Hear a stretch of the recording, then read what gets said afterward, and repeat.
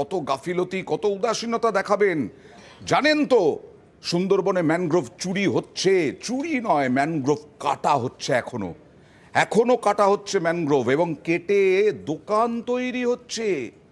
আর ডুয়ার্সে জঙ্গল কেটে সাফ করে দিচ্ছে গাছ চোরেরা। কি করছে প্রশাসন?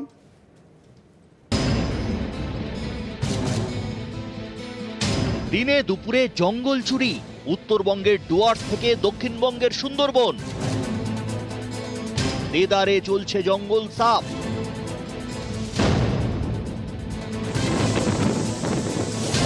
কখনো আমফান, কখনো ইয়াস। বারবার ঘূর্ণিঝড়ের সামনে ঢাল হয়ে দাঁড়িয়েছে ম্যানগ্রোভ। ঘূর্ণিঝড় থেকে কলকাতা সহ দক্ষিণবঙ্গের বিস্তীর্ণ এলাকাকে বাঁচিয়েছে সুন্দরবনের ম্যানগ্রোভ। প্রাকৃতিক ঢাল ম্যানগ্রোভ, সেই ম্যানগ্রোভই ধ্বংস করা হচ্ছে সুন্দরবনে। সুন্দরী, গরান, গেওয়ার জঙ্গল, সুন্দরবন ম্যানগ্রোভ অরণ্য। সেই সুন্দরবনেই ম্যানগ্রোভ কেটে তৈরি হচ্ছে দোকান, কুলতলির মই পিঠে।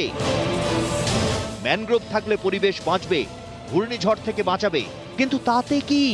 দোকান হলে আয় হবে, গাছ তো আর টাকা দেবে না। অভিযোগ, ম্যানগ্রোভের জঙ্গল কেটে দোকান তৈরি করে তা লক্ষ লক্ষ টাকায় বিক্রি হচ্ছে।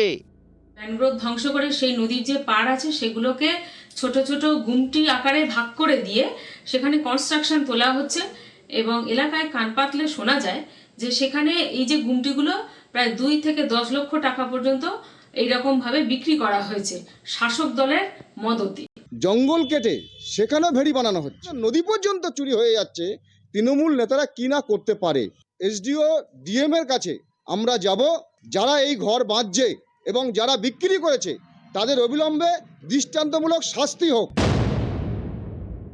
ওরা দীর্ঘদিন ধরে এই বাজারে তারা দোকানদারি করে এসছে, কিন্তু ঝড়ে তাদের ঘরটা ভেঙে যাওয়ার ফলে তারা অ্যালবেস্টার দিয়ে একটা ছাউনি দোকানদারি করার মতো করে একটি ঘর তৈরি করছে। সারা পশ্চিমবঙ্গে যেভাবে বাজারগুলো হচ্ছে, বাজারগুলো তো সরকারি জমির উপরেই হচ্ছে, কোনো টাকার বিনিময়ে কোথাও কোনো বিক্রি হয়নি।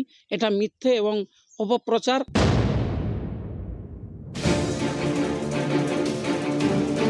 ডুয়ার্সের জঙ্গলে চোরা শিকারীদের দাপট। দিন নেই, রাত নেই, দেদার গাছ কেটে জঙ্গল সাফ করা হচ্ছে।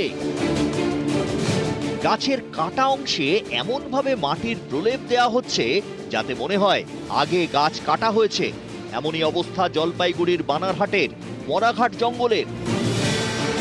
কাঠ কুড়োনোর নাম করে জঙ্গল থেকে পাচার হচ্ছে দামি কাঠ। ফরেস্ট ডিপার্টমেন্টকে আরও সক্রিয়ভাবে ডিউটি করা উচিত, নাহলে কিন্তু বন ধ্বংস হতে বেশি সময় লাগবে না। দিনের বেলা কিছু মহিলা কাঠ কুড়ানির নামে বড় বড় গাছের লক, বড় বড় গাছের ডাল কেটে নিয়ে যাচ্ছে। আমাদের মনে হয় এই মহিলারাই কিছু মূল্যবান গাছের খবর কথা পাচার করছে কিনা, এই ব্যাপারটা ফরেস্টকে দেখা উচিত। একটা ম্যান পাওয়ার সমস্যা আছে, সবাই জানে। সেটা যেটুকু আছে সেটা নিয়ে আমরা চেষ্টা করছি কন্ট্রোল করার। যদি আমাদের নজরে আসে তাহলে আমরা পদক্ষেপ নিয়েছি, আগেও নিয়েছি, ভবিষ্যতে নেবো। আমাদের যদি নজরে আসে অবশ্যই নেবো।